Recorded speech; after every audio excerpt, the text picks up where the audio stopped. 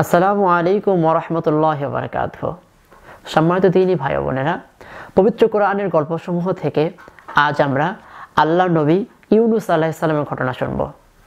মক্কায় যখন মুসলমানদের সংখ্যা হাতে গোনা কয়েকজন, চারদিকে ঘোর অমানিসার বিপদ, মুসলমানরা যখন আলোর কোনো দিশা দেখতে পাচ্ছে না, তখন আল্লাহ তাআলা বিভিন্ন নবীর ঘটনা আমাদের প্রিয় নবী হযরত মুহাম্মদ সাল্লাল্লাহু আলাইহি ওয়াসাল্লামের উপর নাজিল করে তাকে বোঝাতে চাইলেন যে এই ঘনঘোর বিপদের পথে শুধুমাত্র আপনি একা নন। আপনার পূর্বে যত নবী রাসূল এসেছে প্রত্যেকেই এমন কষ্টের মধ্যে দিয়ে গিয়েছে। তা আল্লাহর নবী ইউনুস আলাইহিস সালাম, যাকে আল্লাহ তাআলা মুসুলের নিনাওয়াবাসীদের নিকট নবী হিসেবে প্রেরণ করেছিলেন, তিনি তাদেরকে সত্য, ইসলাম, তাওহীদের কথা বলতে লাগলেন, কিন্তু তারা নবীর কথা অমান্য করলো। ইউনুস আলাইহিস সালামের সাথে ঠাট্টা বিদ্রুপ করলো, এমনকি তাকে নানাভাবে নির্যাতন করলো। ইউনুস আলাইহিস সালাম একাগ্র চিত্রে তাদেরকে আল্লাহর পথে, তাওহীদের পথে দাওয়াত দিতে লাগলেন, কিন্তু তাদের অবাধ্যতার মাত্রা বেড়েই চলল। ইউনুস আলাইহিস সালাম তখন আল্লাহর কাছে ফরিয়াদ করলেন। আল্লাহ তাআলা বললেন যে তুমি তাদেরকে বলো 3 দিন পর তাদের উপর ভীষণ আযাব আসবে। ইউনুস আলাইহিস সালাম তাদেরকে সেই আযাবের সতর্কবাণী শোনালেন, কিন্তু তাতেও তারা শুধরালো না।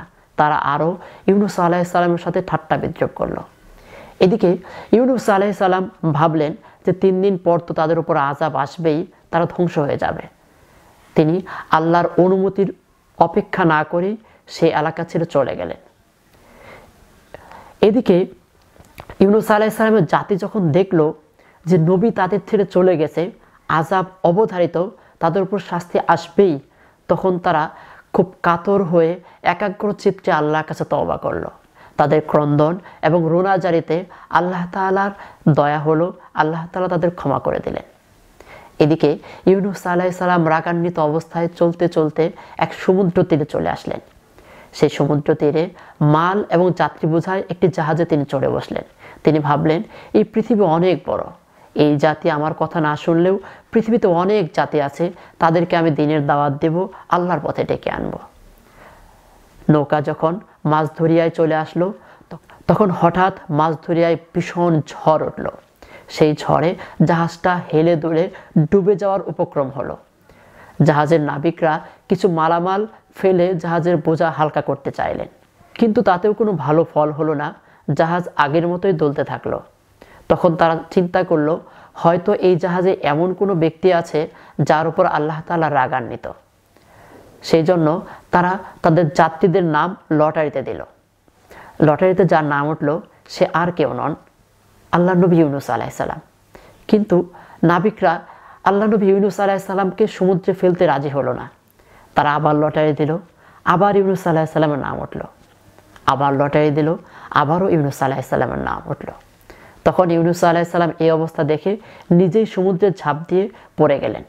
এদিকে আল্লাহ তাআলা একটি মস্ত বড় মাছকে ইউনুস আলাইহিস সালামকে গিলে ফেলার নির্দেশ দিলেন।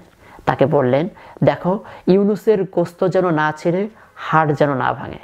ইউনুস আলাইহিস সালাম চিন্তা করলেন, আমার আল্লাহ তাআলার অনুমতি ব্যতীত সেখান থেকে আসা উচিত হয়নি। সেই ঘনঘোর বিপদে ইউনুস আলাইহিস সালাম আল্লাহর যে তাসবিহ পাঠ করছিলেন, তিনি বারবার আল্লাহকে কাতর সুরে ডেকে যাচ্ছেন। তখন ফেরেশতাগণ আল্লাহর কাছে বলল, আল্লাহ, এই দেখি অচেনা দেশ থেকে কোনো চেনা মানুষের কণ্ঠস্বর ভেসে আসছে।